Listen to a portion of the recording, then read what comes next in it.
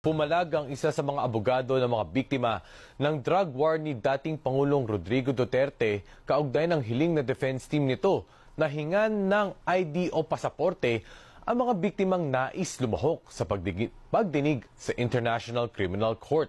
Ayon sa kampo ni Duterte, layunin nitong matiyak ang pagkakakilanlan ng mga biktima at masiguradong hindi sila peke. Pero giit ni Attorney Joel Butuyan, patunay lang ito na hindi batid ng depensa ang sistema sa Pilipinas kung saan maraming biktima ng karahasan ang walang sapat na dokumento. Ayan, papalag pala pag hiningian na ng identity. Papasok-pasok kayo sa sitwasyong yan, tapos hihingi kayo ng simpatya? Ano kayo, hilo? Walang simpatya dito. Provide kayo ng hinihingi. Hindi pwede dyan yung tamang litrato lang ang dala at konting mala-artistang iyak. Total? Ginusto nyo naman yan. Yung mga nag-file, huwag kayong kakabahan. Totoo naman di ba ang paratang nyo? Walang aatras sa inyo ha? Ituloy nyo lang yan.